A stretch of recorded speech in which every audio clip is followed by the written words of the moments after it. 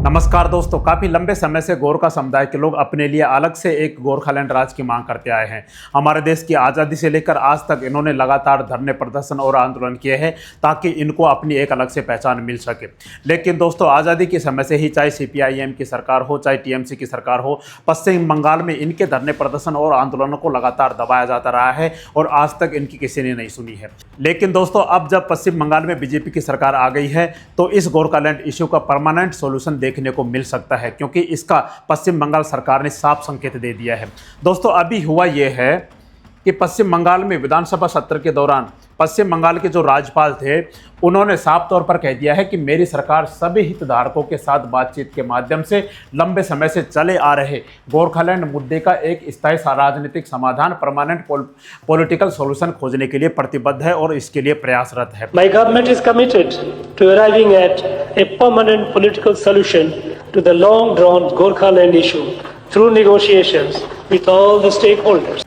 दोस्तों, ये पश्चिम बंगाल की विधानसभा में पहला मौका था जब इतने बड़े स्तर पर गोरखालैंड इश्यू को उठाया गया हो। पहली बार सरकार के द्वारा यह संकेत दिया गया हो कि हम गोरखालैंड इश्यू को लेकर काफी गंभीर है। अब दोस्तों, इसके अलावा पिछले कुछ दिनों में पश्चिम बंगाल और पहाड़ों की राजनीति में ऐसा कुछ घटित हुआ है जिसे जानना हमारे लिए बहुत जरूरी है और गोरखा समुदाय साथ ही गोरखालैंड के लोगों के लिए बहुत इंपॉर्टेंट है। दोस्तों, हुआ यह था कि जब पश्चिम बंगाल में विधानसभा के चुनाव होने वाले थे, उससे पहले अमित शाह जी ने वादा किया था कि गोरखा समुदाय के लोगों के द्वारा जो अलग से गोरखालैंड राज्य की मांगों को लेकर जो आंदोलन किए गए थे, उनको लेकर जहां पर उन लोगों की मृत्यु हुई थी, जो शहीद हुए थे गोरखालैंड आंदोलन को लेकर, और साथ ही साथ क्या हुआ था, साथ ही साथ बहुत सारे गोरखा समुदाय के लोगों के ऊपर फर्जी केस कर दिए गए थे TMC की सरकार के द्वारा, या फिर गलत तरीके से गोरखा समुदाय के लोगों के ऊपर फर्जी केस कर दिए गए थे। अब उनको क्या किया जाएगा, उन सभी केसों को वापस ले लिया जाएगा। हमारे गोरखा भाइयों पर सैकड़ों सैकड़ों हजारों गलत केस करे हैं। आप मेरे पर भरोसा करना, 4 मई को परिणाम आएगा, 5 मई को सरकार बनेगी, 31 जुलाई के पहले सारे गोरखा भाइयों पर से सभी केस बंगाल सरकार वापिस ले लेगी। तो दोस्तों, ये तो हो चुका है। दूसरा, अभी क्या हुआ था कि गोरखा आंदोलनों के दौरान जो भी लोग मारे गए थे, उन्होंने क्या किया कि पश्चिम बंगाल में जैसे ही BJP की सरकार आई और शुभेंदु अधिकारी पश्चिम बंगाल के CM बनते हैं, तो उन्होंने अभी यह घोषणा की है कि प्रत्येक गोरखा परिवार जो इस आंदोलनों में शहीद हुए थे, मारे गए थे, उनके परिवारों को 5-5 लाख रुपए और साथ ही क्या किया जाएगा, साथ ही सरकारी नौकरी दी जाएगी। यह निर्णय एक तरीके से गोरखा समुदाय के लोगों के लिए और गोरखा आंदोलनों में जो भी लोग मारे गए थे उनके लिए काफी बहुत महत्वपूर्ण सिद्ध होने वाला है। जिस तरीके से ममता बनर्जी का इशारा में यह अत्याचार किया, बहुत सारा हमारे भाई, गोरखा भाई,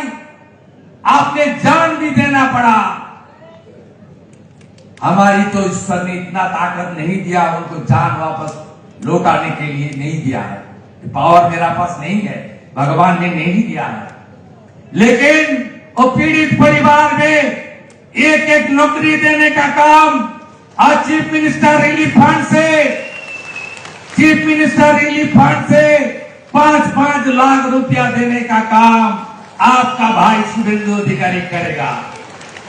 इसके अलावा दोस्तों, अगर हम देखें तो अभी गोरखालैंड में जो GTA है, गोरखालैंड टेरिटोरियल एडमिनिस्ट्रेशन, उसके जो मुख्य कार्यकारी अधिकारी हैं अनित थापा, उन्होंने क्या दे दिया है, इस्तीफा दे दिया है। अनित थापा कौन थे, जो गोरखालैंड में 2011 के प्रदर्शनों के दौरान, आंदोलनों के दौरान क्या किया गया था, गवर्नमेंट के द्वारा, केंद्र सरकार के द्वारा GTA का गठन किया गया था, जो गोरखा समुदाय के लोगों और साथ ही गोरखालैंड इश्यू को क्या किया गया था, समाधान निकाला गया था, लेकिन उसका स्थायी समाधान नहीं निकला था। अब उसके इस समय क्या थे, अनित थापा कार्यकारी अध्यक्ष थे और साथ ही ये भारतीय गोरखा प्रजातांत्रिक मोर्चा के अध्यक्ष और साथ ही उसके संस्थापक भी थे। इन्होंने क्या कर दिया है, इन्होंने इस्तीफा दे दिया है।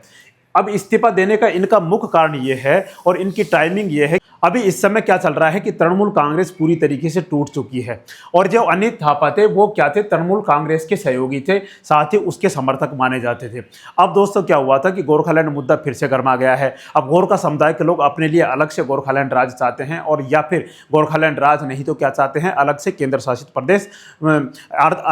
शासित प्रदेश चाहते हैं। अब ममता बनर्जी इसके सख्त खिलाफ थे कि अलग से ऐसा कुछ नहीं किया जाएगा, और ये किसके समर्थक थे, ये ममता बनर्जी के ही समर्थक थे। अब पूरी तरीके से तृणमूल कांग्रेस टूट चुकी है और वो टूटने के बाद अब इनका भी भविष्य खतरे में दिखाई दे रहा है, जिसकी वजह से इन्होंने स्थिति को देखते हुए क्या कर दिया है, जीटीए से इस्तीफा दे दिया है। अब दोस्तों इनके इस्तीफे के साथ साथ इन्होंने जो ये पार्षद भी थे तो इन्होंने क्या कर दिया है, पार्षद से भी इस्तीफा दे दिया है, पूरी तरीके से राजनीति से दूर हो गए हैं। अब दोस्तों क्या हुआ कि इनके इस्तीफे के साथ साथ ही जो गोरखा जनमुक्ति मोर्चा के जो प्रमुख नेता है विमल गुरुंग, इन्होंने एक बहुत महत्वपूर्ण मुद्दा वापस से उठा दिया है और शुभेंदु अधिकारी जो पश्चिम बंगाल के सीएम है उनको एक पत्र लिखा है और उस पत्र में उन्होंने कहा है कि इस जीटीए को क्या कर दिया जाए, जीटीए को बिल्कुल भी खत्म कर दिया जाए, जीटीए को भंग कर दिया जाए। और साथ ही विमल गुरुंग ने मुख्यमंत्री शुभेंद्र अधिकारी को पत्र लिख दिया है कि जीटीए को भंग कर दिया जाए क्योंकि अब यह संस्था कोई काम की नहीं रही है, इसमें भ्रष्टाचार आ गया है और लोगों की उम्मीद के अनुसार खरी नहीं उतरी है, जिसकी वजह से अब विमल गुरुंग वापस से गोरखालैंड की राजनीति में वापस से अपना पहचान बढ़ा रहे हैं, अपनी रुतबा बढ़ा रहे हैं। अब दोस्तों इन्होंने जो पत्र लिखा है उसमें क्या क्या है, इन्होंने साफ तौर पर कह दिया है कि अब क्या किया जाए। अब विमल गुरुंग ने मुख्यमंत्री को जीटीए भंग करने को पत्र लिखा और साथ ही कहा है कि अलग गोरखालैंड राज्य या केंद्र शासित प्रदेश की मांग इन्होंने कर दी है कि अब बीजेपी की सरकार यह कर सकती है, बाकी सीपीआईएम की सरकार ज्योति बसु की पहले थी या फिर उसके बाद तृणमूल कांग्रेस की सरकार लगातार थी, तो उन्होंने इस मुद्दे के ऊपर कोई ध्यान नहीं दिया। अगर कोई ध्यान दे सकता है तो बीजेपी सरकार दे सकती है, शुभेंदु अधिकारी, अमित शाह जी दे सकते हैं। जीटीए की विफलता और जनता का अविश्वास इसका मुख्य कारण है, जिसकी वजह से जीटीए को क्या कर दिया जाए, गोरखालैंड टेरिटोरियल एडमिनिस्ट्रेशन को क्या कर दिया जाए, भंग कर दिया जाए। क्योंकि दोस्तों अभी क्या हुआ था 2011 में गोरखा जनमुक्ति मोर्चा आंदोलन गोरखा जनमुक्ति मोर्चा के जो आंदोलन किया गया था विमल गुरुंग के द्वारा, उसके बाद जीटीए का गठन किया गया था, लेकिन यह व्यवस्था पहाड़ी जनता की अपेक्षाओं पर खरी नहीं उतरी। वर्षों से चली आ रही जीटीए की असफलता,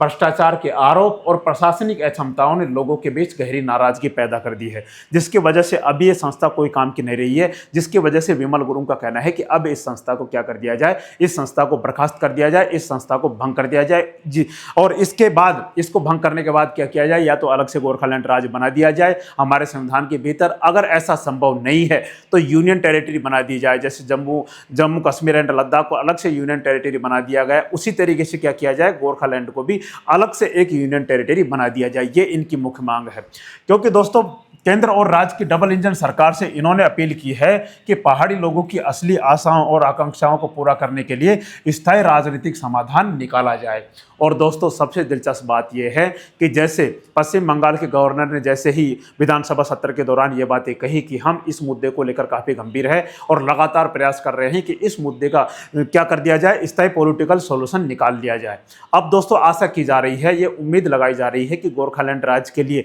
साथ ही गोरखालैंड समुदाय और गोरखालैंड के लोगों के लिए अब उम्मीद जगा दी है और फिर से अब गोरखालैंड राज्य का मुद्दा फिर से उभर कर सामने आ गया है। बाकी दोस्तों आपको क्या लगता है, आप इस विषय पर क्या सोचते हैं, एक बार कमेंट करके जरूर बताएं। और हमारी जानकारी आपको अच्छी लगी हो तो हमारे चैनल को लाइक एंड सब्सक्राइब जरूर करें। जय हिंद, जय भारत।